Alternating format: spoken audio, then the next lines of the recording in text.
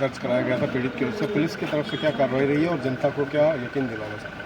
देखिए, इसमें विजय सिंह जी की तरफ से जब ये कंप्लेंट प्राप्त हुई कि उनको एक वॉइस नोट धमकी भरा प्राप्त हुआ है, तो उसमें पुलिस ने त्वरित कार्रवाई करते ही प्रकरण पंजीबद्ध किया है और साथ ही पुलिस की विशेष टीमें इसमें लगी हुई है जो आसपास के लोग हैं जो इनसे जुड़े हुए उन जिलों में दबिशें दे रही है लगातार, और साथ ही साथ जो उनके अकाउंट्स को फॉलो करते हैं या पूर्व से उनके केसवार रहे हैं, ऐसे लोगों को चिन्हित करके पुलिस लगातार कार्रवाई कर रही है। इसमें हमने ज़िले में कल एक हेल्पलाइन नंबर भी जारी किया है कि कई बार लोगों के पास में कुछ सूचना होती है अपने गांव ढाणी को लेकर कि कोई लोग जो उनके साथ में जुड़े हुए हैं, ऐसी कोई सूचना उनके पास में है, चाहे सूचना वेरीफाइड हो चाहे नोट वेरीफाइड हो, जैसे भी उनको पता हो, तो मेरा लोगों से अनुरोध है पुलिस से भी उस सूचना को साझा कीजिए।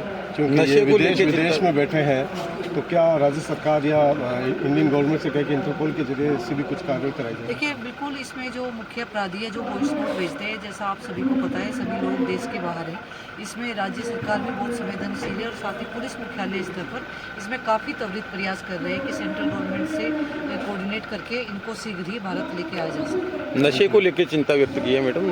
नशे को लेके पूरे ही जिले में लगातार कार्रवाई हमारी जारी है, और क्योंकि कुचामन एक तरीके से शिक्षा नगरी है, तो यहाँ पे काफ़ी युवा लड़के रहते हैं और कई बाहर के भी लोग यहाँ पे आके रहते हैं, तो इसमें बिल्कुल यहाँ पे लोग नशे का सेवन करते हैं। नशे का जो रूट है, लोग जहाँ से इसका सोर्स है उसको हम लोग आइडेंटिफाई करके लगातार इस पर कार्रवाई कर रहे हैं। देखिए, मुझे अपनी राज्य सरकार और इसकी प्रशासनिक और पुलिस व्यवस्था पर पूरा भरोसा है।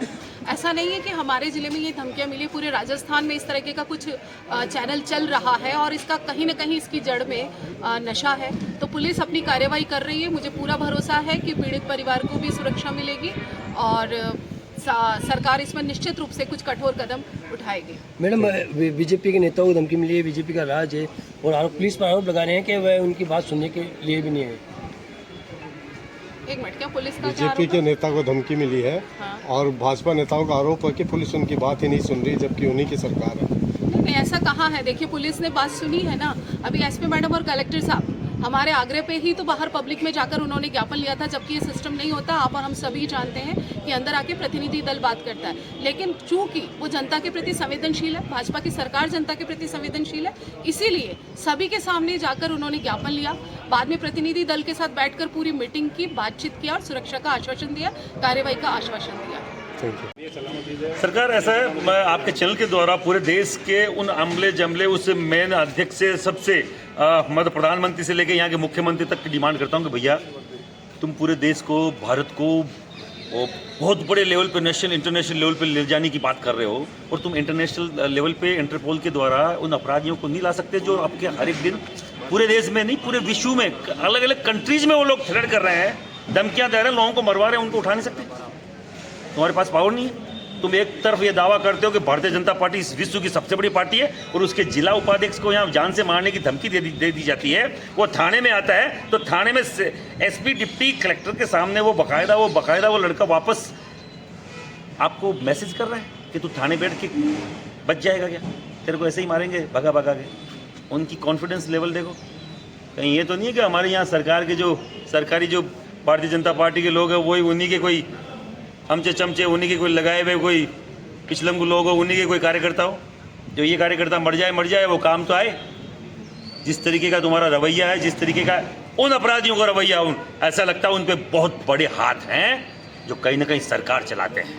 ऐसे कोई आदमी चैलेंज नहीं कर सकता जिला के उपाध्यक्ष को, यहाँ के जनप्रतिनिधि को। वो खुद जनप्रतिनिधि है, उनकी जो पत्नी है वो सरपंच है यहाँ से पलाड़ा से, और उनके बड़े भाई भावर सिंह पलाड़ा जिनकी पत्नी अभी जिला प्रमुख है अजमेर से, उनकी भाभी 2 बार की जिला प्रमुख है, उन 1 बार की एमएलए है, उसके परिवार को आप जान से मारने की धमकी दे रहे हैं। तो कहीं ना कहीं कुछ तो उनके पीछे कुछ रहा होगा। आप ये समझिए कि कहीं ना कहीं मिलीभगत है, और मैं चाहता हूँ, हम लोग ये चाहते हैं, देखो इस तरीके के अपराध को कहीं शरण नहीं मिलनी चाहिए। डबल इंजन की सरकार कहते हैं भाजपा की, और वहीं के पार्टी के जिला उपाध्यक्ष को धमकियाँ मिल रही है, क्या कहेंगे और सरकार से क्या मांगे? फेल है ये सरकार, दोनों इंजन फेल है। मतलब वो कंडम इंजन है जिसमें डीजल पेट्रोल डाल के तुम खराबी कर रहे हो।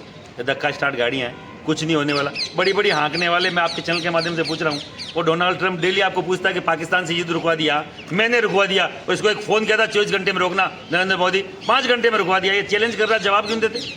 हम आरएसएस के बाल्यकाल से मैं स्वयं से खुद बीजेपी का कट्टर कार्यकर्ता रहा हूँ, पर इस तरीके के बीच जब तुम्हारे पदाधिकारियों के साथ ये हो रहा है तो मैं कट्टर कार्यकर्ता बन के भी क्या कर लूंगा? मुझे पता ही नहीं कौन सी रोड पे कुत्ते की मौत ये गोली मार के मार देंगे तो क्या करेंगे? कहाँ पे मुझे पूछने वाला कौन है? मेरी सुनने वाला कौन है? इन्हीं का हमला जमला, इन्हीं की सरकार, इन्हीं का सब कुछ, डबल इंजन की सरकार। और यहाँ पे न्याय मांगने के लिए सड़क पे बैठे हैं 3-3 एमएलए बीजेपी के, 3-3 4-4 एमएलए बीजेपी के सड़क पे बैठे हुए हैं, आपको नजर आ रहा है? उनकी सरकार में उनको बकायदा वो न्याय मांगना पड़ रहा है। किस चीज़ की सरकार की बात कर रहे हैं? मैं आपके चैनल के माध्यम से बोल रहा हूँ, कभी रुकेंगे नहीं, डरेंगे नहीं। विजय सिंह हमारा भाई है, एक गोली हमें मार देना, जिस गोली से मौत लिखी है वो कोई माइका लाल रोक नहीं सकता, मुझे श्री राम भी नहीं बचा सकते जिस दिन मेरी मौत लिखी है। और जिस दिन मैं नहीं मरूंगा उस दिन ये कितनी गोली मार ले, गोलियों की बौछार से भी हम निकल के आ जाएंगे, ऐसे डरने वाले है नहीं। आपके चैनल के माध्यम से यहाँ कोई अमन चैन खराब ना करें, यहाँ का कोई शांति खराब ना करें। अरे भैया काम धंधा करके काम वो करो ना यार, तुम इस तरीके की धमकियाँ देके क्यों पैसा, तुम्हारा परिवार सुखी रहेगा? किसी एक परिवार को उजाड़ के तुम परिवार बसाने की बात कर रहे हो? कभी नहीं बसता ऐसा परिवार, जो परिवार को उजाड़ के पैसा आया हुआ होता है। कतई मैं उन लोगों से बोलना चाह रहा हूँ जो कहीं ना कहीं भटके हुए, मेरे भाइयों मुख्य धारा में आओ, अच्छा काम करो, अच्छा व्यापार करो, ईमानदारी से कुछ कमाएं तो कुछ ना कुछ अपने परिवार को, बच्चों को कुछ दे के जाओगे। नहीं योगी बाबा जैसा कोई सन की कोई डंका कोई नेता आ गया तो जमींदोज कर देगा। जो बनी हुई करोड़ों अरबों की संपत्तियां, 1 सेकंड लगेगी, इमारतें गिरती और सब कुछ गिरते। अभी प्रशासन से जो बातचीत हुई तो उसमें क्या अभी विशेष है? सरकार ऐसा है वो रूल मारता उसको 2 गोली मारो, जो एक व्यक्ति मारता उसके 4 व्यक्ति को मारो, जब जाके इन लोगों को सबक मिलेगा। आप लोग में मुझे विश्वास है कि यहाँ की एसपी साहब, हमारे आईजी साहब, हमारे जो भी पुलिस के प्रशासनिक अधिकारी, कलेक्टर साहब इस मामले को गंभीरता से लेंगे। अगर गंभीरता से नहीं लेंगे तो भाइयों मैं आप सबसे कहना चाहता हूँ कि आने वाले समय में हम विधानसभा का घेरा करेंगे। क्या आप लोग तैयार हो? ऊपर हाथ करके मुझे बताइए। आवश्यकता पड़ी तो हम जयपुर को भी घेरने का काम करेंगे।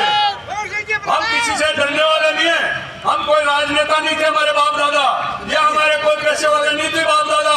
हमने खुद ने किया है, हमने मेहनत से किया है। आज जो यहाँ एक अच्छा शहर था, आज कुछावन का राजस्थान में नाम था, शिक्षा की नगरी में नाम था, आज लोगों में भय पैदा किया जा रहा है। जिस लोगों ने आज शेषमा जी बता रहे थे, जिस प्रकार से आप सारा इन्होंने बताया कि यहाँ लोगों में भय पैदा हो गया।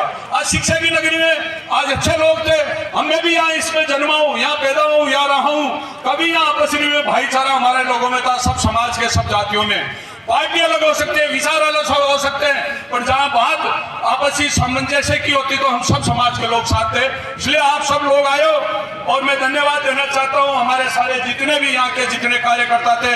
आप लोगों ने एकजुटता दिखाई। आगे भी भविष्य में ऐसे अपराधियों के साथ में, अपराधी की कोई जाति नहीं होती है भाइयों। अपराध अगर कोई राजपूत करेगा उसका भी हम विरोध करेंगे, अपराध चाहे जाट करेगा हम उसका भी विरोध करेंगे, अपराध चाहे गुजर करेगा उसका भी विरोध करेंगे। अपराधी की कोई जाति नहीं है। हम सब एकजुट होकर के किसी भी आदमी ने अगर अपराध करने की कोशिश करेगी तो उसको हम सबक सिखाने का काम करेंगे। क्या सिखाओगे कि नहीं? क्या धमकियां सुनते रहोगे? धमकियां सुनते रहोगे? पुलिस को नहीं बताओगे? या आप